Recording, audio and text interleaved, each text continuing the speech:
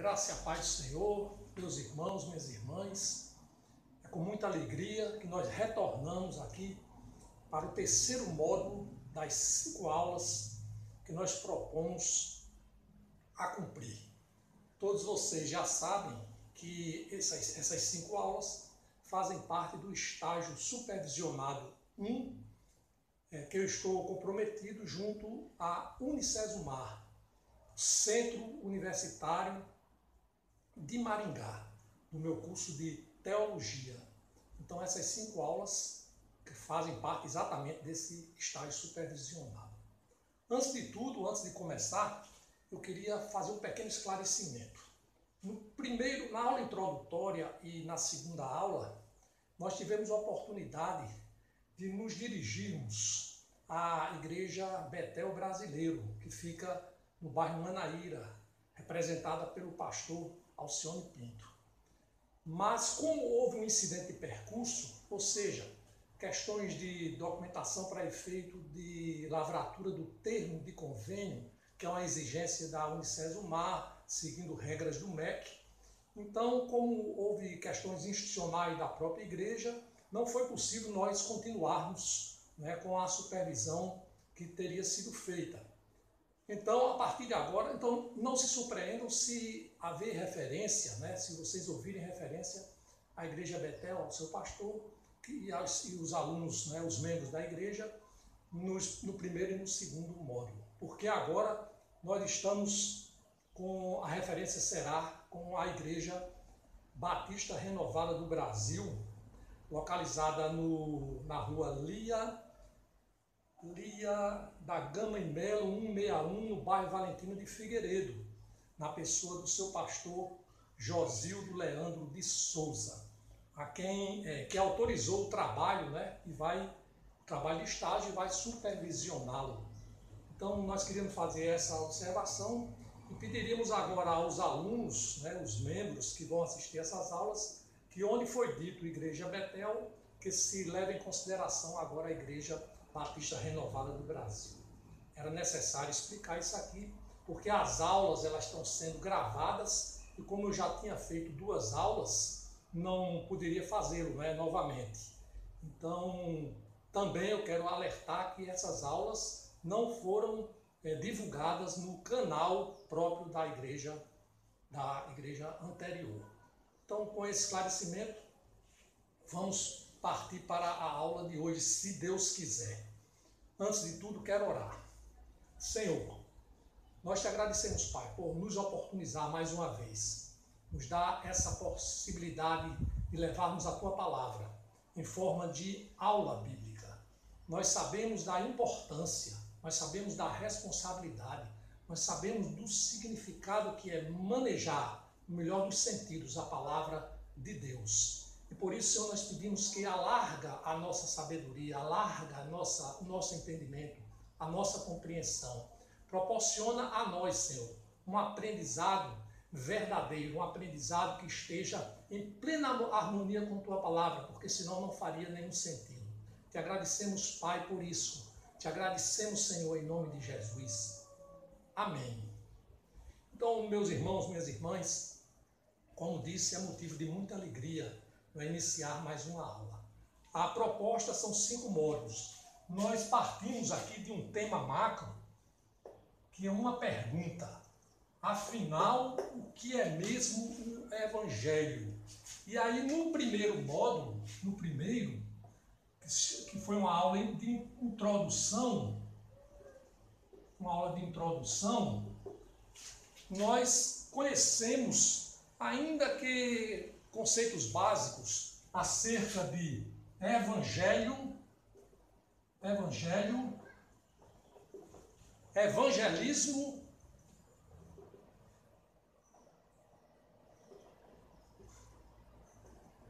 e evangelização.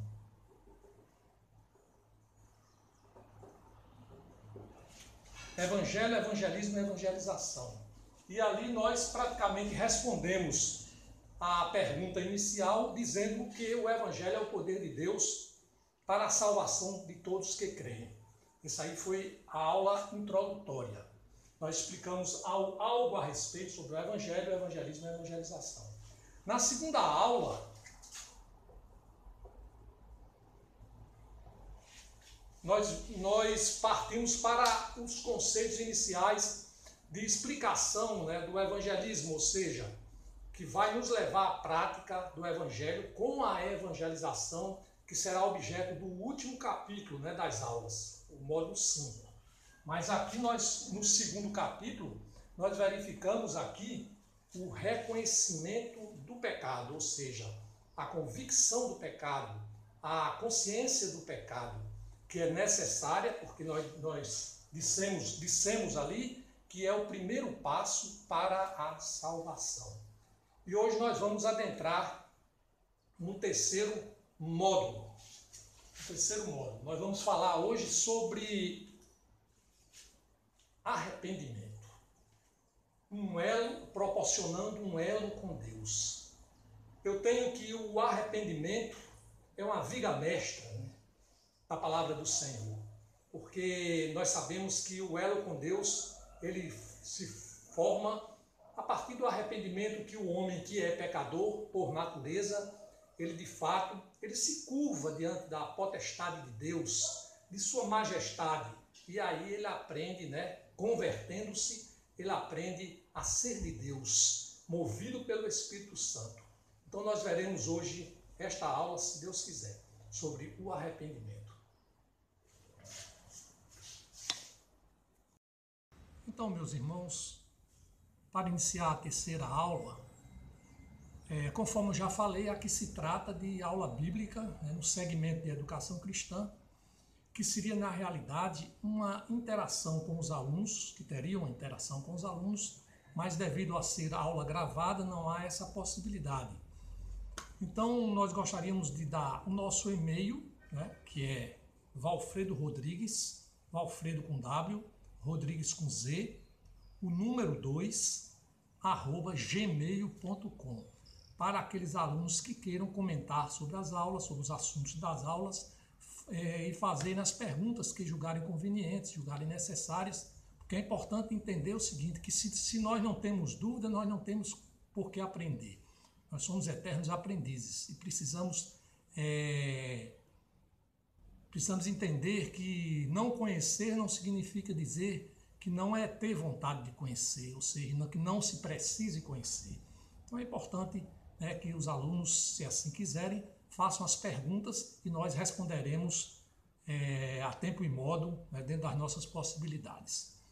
Quero ainda, de antemão, agradecer de coração à Igreja Renovada Batista do Brasil, Igreja Batista Renovada do Brasil, na pessoa do pastor Josildo Leandro de Souza, pelo especial e muitíssimo generoso acolhimento a este aluno, viabilizando essas modestas aulas em prol do cumprimento do estágio, como eu disse, junto à Faculdade Unicesumar.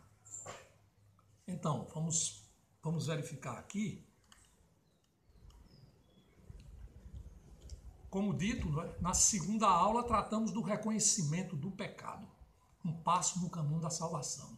E lá tivemos a oportunidade de aprender algumas coisas. Por exemplo, que a lei é santa, que a lei não salva, que a lei nos revela o pecado, que o Espírito Santo nos convence do pecado e que o reconhecimento do pecado antecede o arrependimento como passo inicial no caminho da salvação. De outra parte, não devemos esquecer o que foi abordado na aula primeira, ou seja, o tema macro que é, afinal, o que é mesmo o Evangelho. E já aprendemos algumas noções, né, acerca do Evangelho, do evangelismo e da evangelização.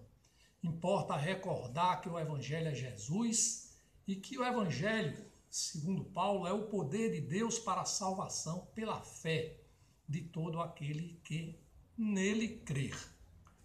E como dito também na segunda aula, aprendemos que o reconhecimento de pecado é feito pela sua revelação por meio da lei, embora necessite do convencimento realizado pelo Espírito Santo. Hoje vamos continuar a desenvolver o evangelismo, que é a preparação para a dinâmica da evangelização. encerraremos esta etapa no módulo seguinte, o quarto, para concluirmos as aulas no tópico 5 com o estudo da evangelização propriamente dita. Então, estamos diante de uma segunda fase do evangelismo, ou seja, vamos abordar o tema hoje, arrependimento, proporcionando um elo com Deus. E neste cenário temos uma provocação.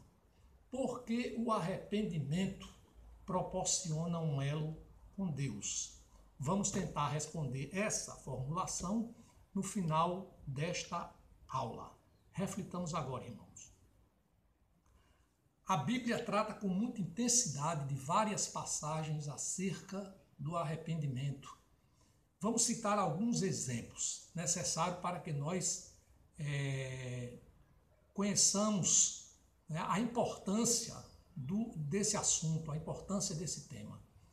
Vamos começar no livro 2 Crônicas 7,14, que diz: se o meu povo que se chama pelo meu nome se humilhar e orar e me buscar, e se converter dos seus maus caminhos, então eu ouvirei dos céus, perdoarei os seus pecados e sararei a sua terra.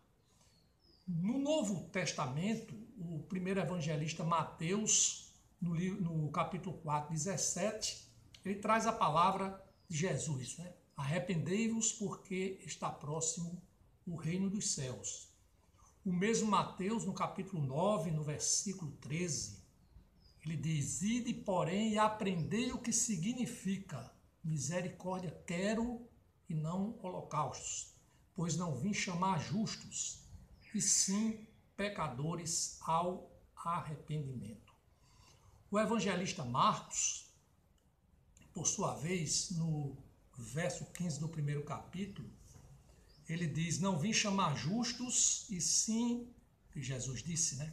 Não vim chamar justos, e sim pecadores ao arrependimento.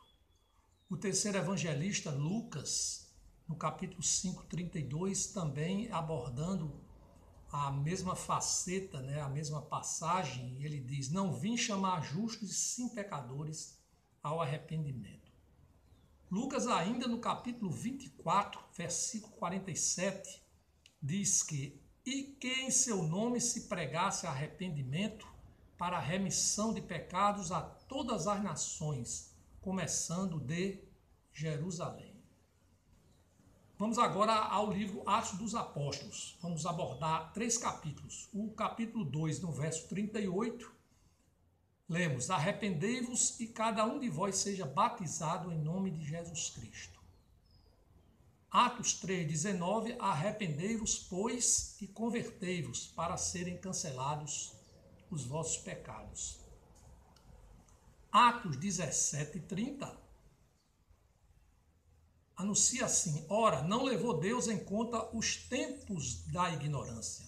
Agora, porém, notifica aos homens que todos em toda parte se arrependam. Finalmente, nessa demonstração dos exemplos, a segunda carta de Pedro, capítulo 3, versículo 9, diz assim: não retarda o Senhor a sua promessa, como alguns a julgam demorada, pelo contrário, ele é longânimo para convosco, não querendo que nenhum pereça, senão que todos cheguem ao arrependimento. Vimos assim vários versículos falando sobre a importância do arrependimento, sem o qual e sem a fé, o cristão não alcançará a salvação dada por Jesus na cruz. O arrependimento se segue ao reconhecimento de pecado, que nós vimos no módulo 2, e antecede a confissão a Jesus como único Senhor e Salvador, o que será abordado no próximo tópico das aulas, o 4º. A necessidade de do arrependimento já foi demonstrada, quando na segunda aula enfatizamos a consciência do pecado. Em todo esse contexto, pretendemos focar no arrependimento em si, no ato de arrepender-se e os sinais que provocam o arrependimento e decorrem dele. E esta é a razão do texto áureo da aula de hoje. Então peço aos irmãos que abram a Bíblia, abram a palavra do Senhor, no Salmo 51, por demais conhecido. No Salmo 51, por demais conhecido. Salmo 51. Ao mestre de canto, Salmo de Davi, quando o profeta Natã veio ter com ele, depois de haver ele possuído Batseba. Então nós temos aí o texto que nós vamos falar, vamos focar nos 4 versos primeiro. Vamos ler, né? Compadece-te de mim, ó Deus, segundo a tua benignidade e segundo a multidão das tuas misericórdias, apaga as minhas transgressões. Lava-me completamente da minha iniquidade e purifica-me do meu pecado, pois eu conheço as minhas transgressões e o meu pecado está sempre diante de mim. Pequei contra ti e contra ti somente, e fiz o que é mal perante os teus olhos, de maneira que serás tido por justo no teu falar e puro no teu julgar. Bem, todos que conhecem um pouco da Bíblia também conhecem da história de Davi, o pastor que virou rei. Temos que o Salmo 51 serve como paradigma, ele é emblemático, quando se trata do tema arrependimento. Antes de avançarmos, vamos a uma breve análise contextual do que sejam os Salmos. Segundo Gordon Fee e Douglas Stewart, no livro Como Ler a Bíblia, livro por livro, a composição dos Salmos, a formatação dos Salmos em si, abre aspas, dizem os autores, datam do começo da monarquia, o tempo dos reis, até um tempo após o exílio, 1000 a 400 anos antes de Cristo. A coleção de salmos, na sua forma atual, talvez seja parte do movimento de reforma, refletido em crônicas e em Esdras, Neemias. Fecham-se aspas. Os mesmos autores, agora em outro livro, também da autoria deles, né, Entendes o que leis, ensinam, abre aspas, Salmos é uma coletânea de orações e hinos hebraicos inspirados. É provavelmente para a maioria dos cristãos a porção mais conhecida e mais amada do Antigo Testamento. 2 situações justificam o destaque que este livro possui. O fato de Salmos ser muitas vezes anexado a exemplares do Novo Testamento. Todos nós sabemos, né, que que essa literatura, o Novo Testamento, muitas vezes ele é vendido, não é fornecido, né, às pessoas junta, né, com os Salmos, que faz ele ser conhecido. E conclui os autores, e de ser usado também com bastante frequência na adoração e na meditação, porque há um apego, um afeiçoamento dos cristãos pelos salmos. Bem, é fato que a doutrina do arrependimento não é mais, né, o forte das igrejas, não é mais o forte das evangelizações, não é mais o forte das pregações de modo geral. De há muito a doutrina do arrependimento, assim como a doutrina do inferno, a doutrina da justificação, dentre tantas outras, há muito, foi esquecida dos púlpitos das igrejas e da fala dos crentes. Os que assim andam por esse caminho de negar a importância dessa doutrina do arrependimento, desconhecem que ela é uma resposta intransponível para a mensagem do Evangelho, qual seja o arrependimento e fé. O arrependimento e fé.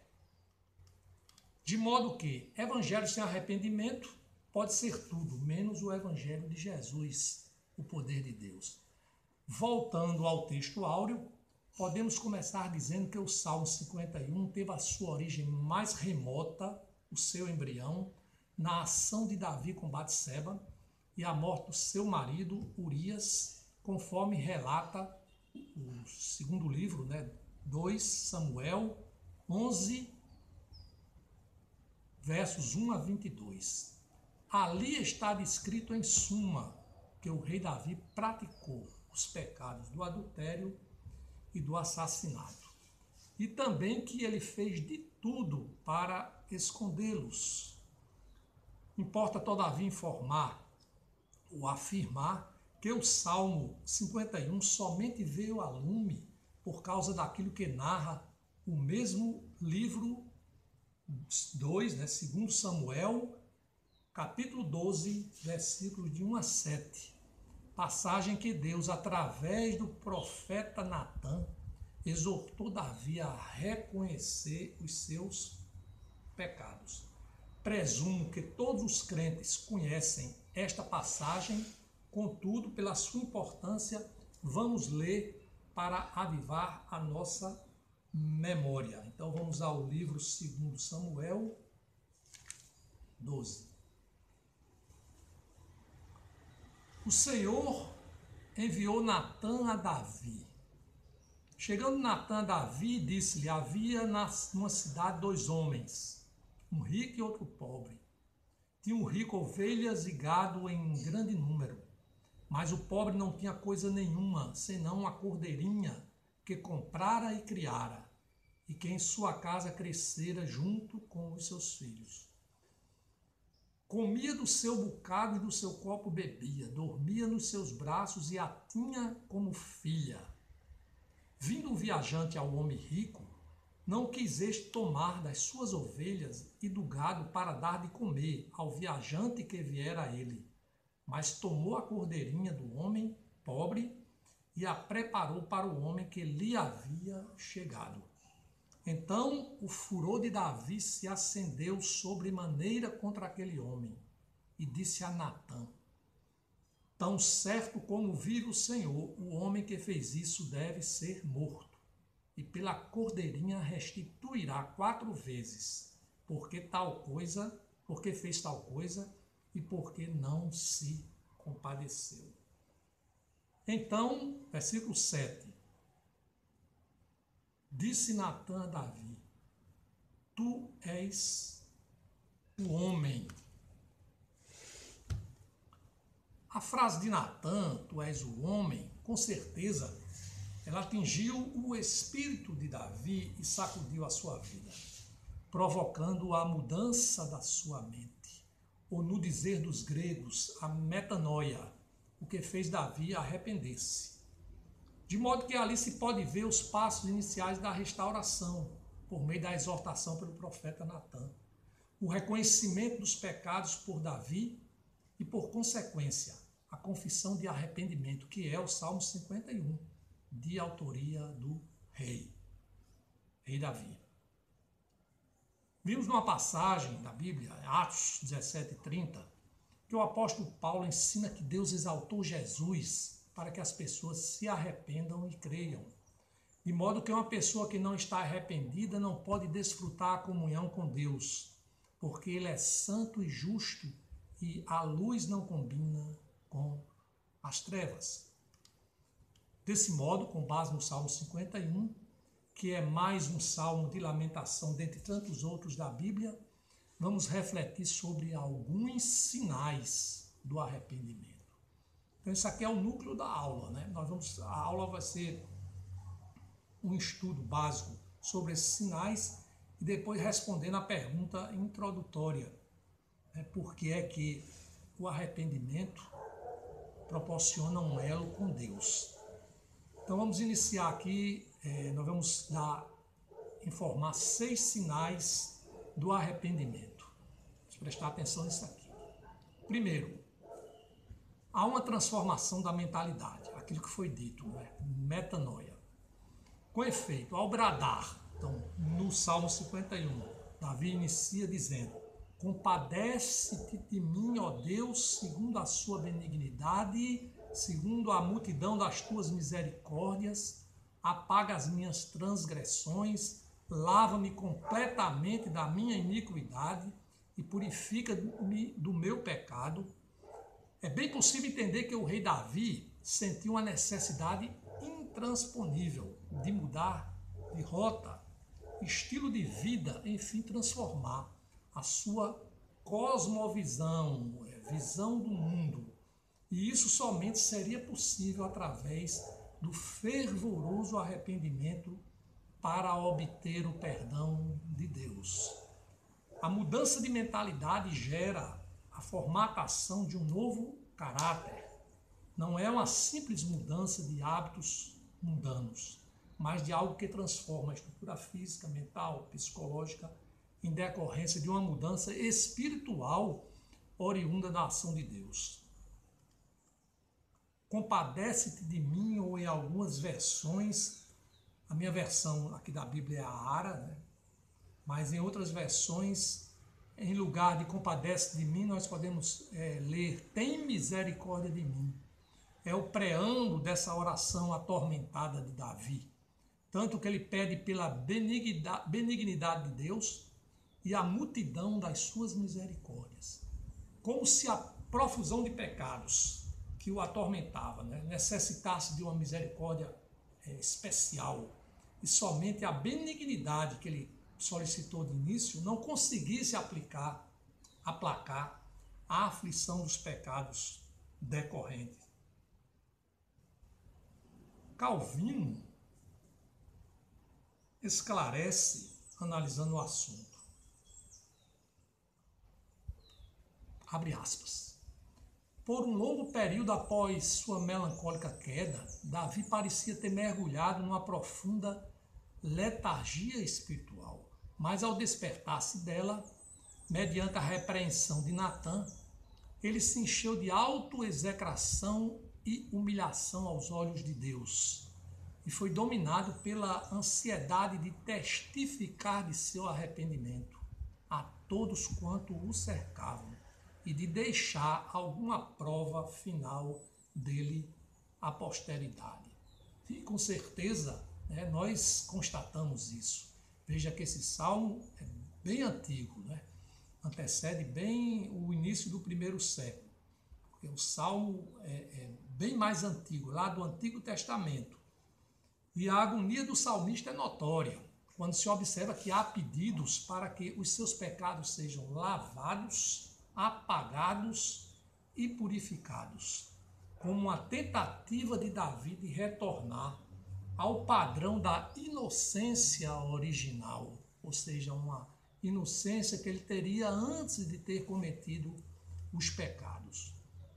Por sua vez, ao citar as transgressões, que são rebeliões, a iniquidade, que é uma perversão, e pecado, é também possível vislumbrar-se a amplitude do desvio do caráter do salmista, que mergulhou por errar o alvo numa senda terrível de sua vida. O salmista reconhece, então, que o seu pecado ofende a Deus, o que não quer dizer que ele não reconhecia que teria pecado contra pessoas, mas que um apaziguamento, uma paz entre as pessoas, um perdão entre as pessoas, não faria sentir-se melhor, porque na realidade o pecado seria contra Deus. Assim, há uma transformação de caráter do arrependido, de dentro para fora. O comportamento de Davi promoveu a sua restauração por Deus. Então vejam que o arrependimento, ele implica nessa transformação, nessa mudança de mente, nessa necessidade de se deixar o que se fazia antes, e o pensamento passa a ser um novo pensamento, o comportamento passa a ser um novo comportamento, tudo em decorrência deste arrependimento. Mas há um segundo sinal que também é fácil nós destacarmos, que o arrependimento produz uma tristeza profunda. Impossível ler-se o Salmo e não se sentir uma tristeza consumir o salmista, revelando assim, às escâncaras, o seu quebrantamento. Jesus, no Sermão do Monte, ele ensinou, conforme Mateus 5, verso 4, bem-aventurados que choram, porque serão consolados. Não se trata aqui de um choro qualquer, por mais importante ser para quem chora, que seja para quem chora. É um choro proveniente de simples preocupação, de alguma perda material, mas um choro decorrente do próprio pecado. Não se chora por algo externo, mas algo de mais íntimo, que abala o mais profundo do ser pecador. Também em Lucas 18, 13, aprendemos com a parábola do fariseu e o publicano, onde o publicano, diferentemente do fariseu, arrogante em si, se achando totalmente contaminado de uma santidade que se julgava feita por ele, porque na verdade ele achava que cumpria a lei, o publicano disse assim: ó Deus, se propício a mim, pecador, ali reconhecendo que era pecador. Temos ainda o exemplo de Pedro, que após trair Jesus, se arrependeu chorando amargamente, conforme se lê em Lucas 22, 62. Diferentemente de Judas, que apenas sentiu remorso, mas não se arrependeu e não obteve o perdão de Jesus. Nesse sentido, a tristeza profunda faz com que a pessoa possa se corrigir, por não mais suportá-la, numa busca incessante de livrar-se de uma culpa, da hediondez dos seus atos pecadores. Assim, o alívio do pecador, que não é uma mera válvula de escape, mas uma certeza, uma esperança de modificação de vida, de estilo de vida. O alívio do pecador é trazer à baila o que estava oculto, no obscuro, e fomentava toda a desesperança pela vida. De modo que essa tristeza profunda é um dos sinais, uma das características também do arrependimento. Mas temos uma terceira, o reconhecimento ou consciência do pecado, aquilo que já tratamos lá no módulo 2. O salmista diz: pois eu conheço as minhas transgressões e o meu pecado está sempre diante de mim. Pequei contra ti somente, e fiz o que é mal perante os teus olhos, de maneira que serás tido por justo no teu falar e puro no teu julgar. Assim, não adianta terceirizar os nossos pecados, atribuir a culpa a outrem, justificar-se para não assumir a responsabilidade pelos nossos atos, comissos e omissos, pelas nossas palavras, pelos nossos pensamentos. Conforme já ensinado, o pecado é revelado pela lei. Davi conhecia os mandamentos de Deus, e como conhecia o sétimo, não adulterarás, bem como o 10º, não matarás. E o reconhecimento do pecado que o agonizava decorria desse conhecimento que lhe implicava seríssimas aflições. Porém, como muitos, tentou esconder os pecados. Contudo, o Espírito Santo o convenceu deles quando o profeta Natã apareceu diante do rei. A prova cabal é que no verso 11 do Salmo 51, Davi suplica a Deus: não me retires o Santo Espírito. Neste contexto, nos versos 3 e 4, Davi reconhece-se possui pecado e já não consegue ocultá-los ou lutar para justificá-los. E mais, ele não se limita a pensar que o seu pecado foi somente em relação aos homens, afinal colocou o soldado, a vida do soldado Urias e do seu próprio exército sob perigo, submetendo homens numa guerra para provocar a morte do marido de Betsaba. Porém, muito mais atingiu ao próprio Deus. Como dito em 1 João, primeira carta de João 1,8, abre aspas, né? Se dissermos que não temos pecado nenhum, a nós mesmos nos enganamos e a verdade não está em nós. E o verso 9, se confessarmos os nossos pecados, ele é fiel e justo para nos perdoar os pecados e nos purificar de toda injustiça. Por sua vez, no Antigo Testamento, temos o provérbio 28:13. O que encobre as suas transgressões jamais prosperará, mas o que confessa e deixa alcançará misericórdia. Salmo 32:5, também do próprio Davi. Confessei-te o meu pecado e a minha iniquidade não mais ocultei. Disse, confessarei ao Senhor as minhas transgressões e tu perdoaste a iniquidade do meu pecado. Então aí nós vimos que o reconhecimento do pecado é um dos sinais, né, do arrependimento. Na realidade, ele faz com que a pessoa se arrependa. Um quarto sinal é deixar de praticar voluntariamente o pecado. Com arrependimento, se deixa de praticar voluntariamente o pecado. Depreende-se que com a sua confissão, Davi abandona a prática do pecado, porque agora estava diante de Deus para se ver liberto desses pecados. Ao dizer, de maneira que, abre aspas, de maneira que serás tido por justo no teu falar e puro no teu julgar, Davi reconhece a justiça divina e não tem como não reconhecê-la. Por isso, as suas palavras mostram submetido, rendido ao julgamento de Deus, ainda que seja possível, né, vislumbrar esperança de redenção em face do seu arrependimento. Isto pode-se avaliar, esta esperança, atentando-se para os versos 10 a 12 do Salmo 51, em que o rei Davi, pede a Deus um novo coração, que o espírito não lhe seja retirado, bem como seja restituída a alegria da salvação de Deus. De modo que o afastamento da prática de pecado, ou seja, esse sinal, tendo em vista a obediência, é ensinado em Ezequiel 18:21.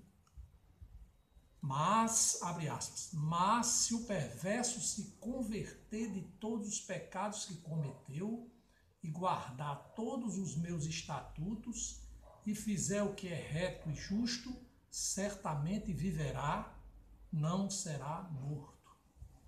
E a história demonstra que Davi, após o seu arrependimento, passou a ser respeitado como o mais admirado rei da história de Israel. Um homem segundo o coração de Deus, conforme Atos 13, versículo 22. Importa salientar que o arrependimento não é um mero sentimento, algo que dependa da vontade do pecador, porque, consoante demonstrado em Davi, trata-se de uma decisão que eclode de dentro para fora de maneira irresistível. Em outras palavras, convencido pelo Espírito Santo, daí por ser irresistível, torna-se impossível não avançar. Trata-se, pois, de uma decisão sem a qual não é possível obter-se o perdão de Deus. Quem dera, né, quisera todos nós, né, que amamos ao Senhor, que todos nós nos arrependêssemos dos nossos pecados. Deve-se se arrepender simplesmente porque Deus diz que é necessário fazê-lo para a remissão dos pecados. Tem motivação maior do que isso? Então Davi precisou sofrer muito, se afligir muito, para poder reconhecer que era um pecador. E depois ter que se dobrar, aí sim, ao Senhor e pedir a Deus que fosse salvo, né, com a remissão dos seus pecados. Mas aí vamos avançar num sinal que se diz assim: buscar a Deus. Veja que Davi, no início do Salmo, ele invoca o Senhor, ao dizer: compadece-te de mim, ó Senhor, ó Deus. E assim é por toda a sua oração. Abandonar o pecado, mas continuar resistindo a Jesus, não torna uma pessoa melhor do que as outras. Assim, todos que se arrependem devem buscar a Deus. No caso de Davi, seria um retorno a Deus, uma vez que ele era um desviado. Veja-se que Davi não foge mais de Deus, pelo contrário, ele quer confessar, e confessa, e assume todo o mal que fez.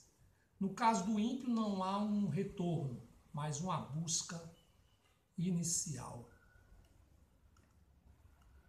Isso é muito importante, irmãos, porque, veja bem, muitos entendem que foram libertos de determinados pecados, têm a consciência disso, mas fica só na horizontalidade, fica achando que talvez até numa arrogância, se achando que é superior aos outros irmãos aqui na terra, e deixam de buscar a Deus.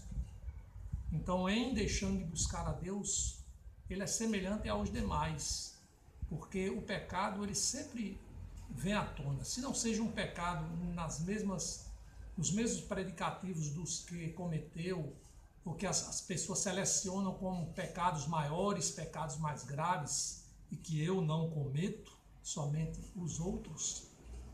Então, sem buscar a Deus, fica tudo na mesma instância. Por isso que vamos concluir agora o 6º sinal, que é a obediência à vontade de Deus. A questão é que muitos que abandonam a prática dos pecados como se fosse simplesmente a mudança de hábitos mundanos, e ainda que digam que buscam a Deus, na verdade não seguem a Jesus, ou seja, não o obedecem. Jesus falou, conforme o evangelista Lucas 9, capítulo 9, versículo 23. Se alguém quer vir após mim, a si mesmo se negue, dia a dia toma a sua cruz e siga-me. Ora, mesmo que alguém escolha vir após Jesus, renunciando a si mesmo, todos os dias tomando a cruz, porém não seguindo-o, ou seja, não o obedecendo, simplesmente nada fez. O rei Davi, por toda a sua vida, após confessar os seus pecados, ele abandonou as práticas pecadoras, buscou a Deus novamente, porque ele era um desviado, e o obedeceu a Deus. Porque obedecer é fazer toda a vontade de Deus, o que implica, dentre tantas coisas ensinadas por Jesus, em se afastar dos ídolos e de renunciar às boas obras, como se elas produzissem em si santidade. Assim, irmãos e irmãs, alunos e alunas como eu, aprendizes eternos, assim são, em síntese, são 6 sinais que o arrependimento produz, que gera nos pecadores e faz com que ele possa, sim, obter o perdão de Deus, tratando-se assim de um arrependimento genuíno, contrito, verdadeiro. Finalmente, como disse, essa aula é composta de 2 blocos. Vamos responder à pergunta inicial desta aula. Assim, relacionados a alguns sinais do arrependimento, para concluir a aula, vamos tecer algumas considerações da razão por que o arrependimento proporciona um elo que nos une a Deus. Por quê? Bem, o pecado nos faz inimigos de Deus. Será que alguém pensa nisso quando peca, quando tem a consciência de que pecou, que se tornou inimiga de Deus, ou Deus?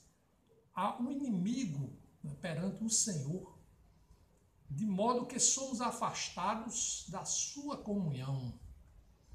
O arrependimento, por sua vez, ele cuida do pecado. Vejamos Tiago 4, versículo 4. abre aspas, infiéis, não compreendeis que a amizade do mundo é inimiga de Deus?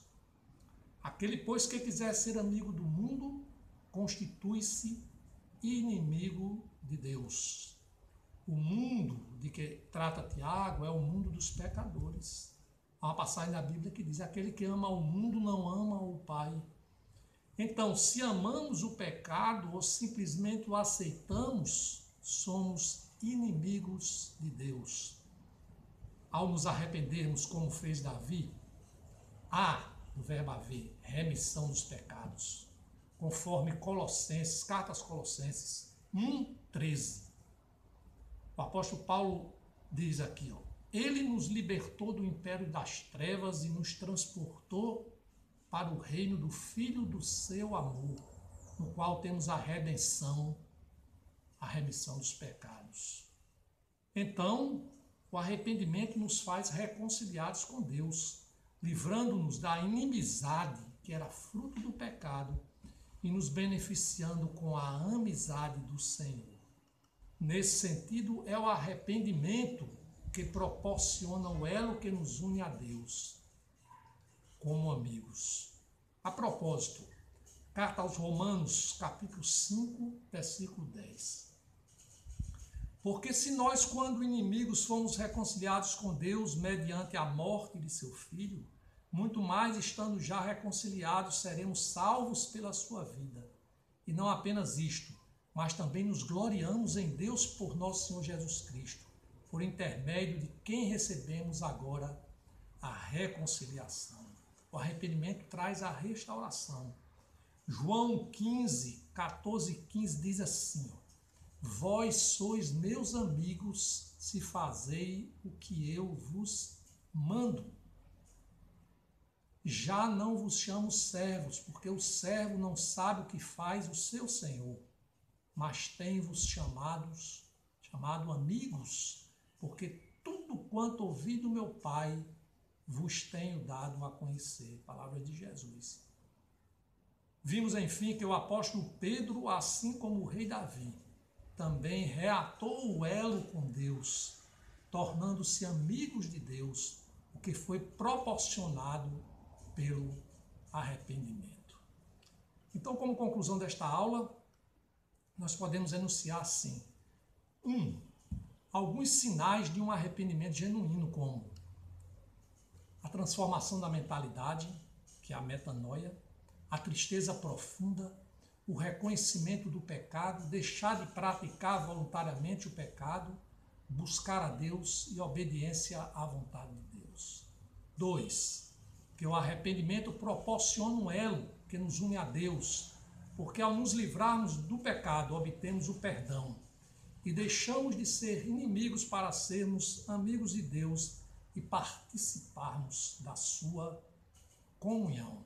Na próxima aula, vamos ao módulo 4, encerrando assim os conceitos do evangelismo, preparando para a última aula acerca da evangelização.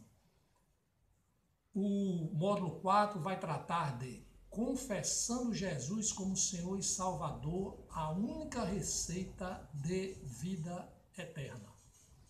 Não esqueçam de fazer as perguntas, se assim julgarem necessárias. Nós estaremos bastante dispostos a respondê-las. Agradeço a todos mais uma vez pela paciência, pela dedicação, desejando que as lições de fato tenham atingido a consciência e o coração dos irmãos e irmãs, aprendizes eternos como eu. E antes de dar um até breve, vamos orar. Senhor, muito obrigado, Senhor, por nos colocar nesse período de tempo diante de Ti, Senhor. A evidência, Senhor, que não temos a sabedoria de colocarmos aquilo que muitas vezes nós pensamos que somos capazes de fazê-lo. Mas nós sabemos que pela ação do Espírito o Senhor dá a receita na medida certa. Porque o que importa mesmo, Senhor, são as sementes plantadas. Porque nós sabemos que pela lei da semeadura, aquele que planta um dia haverá de colher. E nós sabemos que tudo que é trazido da palavra de Deus, meditado, refletido, nós sabemos que opera frutos na vida do cristão. E é isso, Senhor. Muito obrigado, Pai. Em nome de Jesus. Amém. Amém.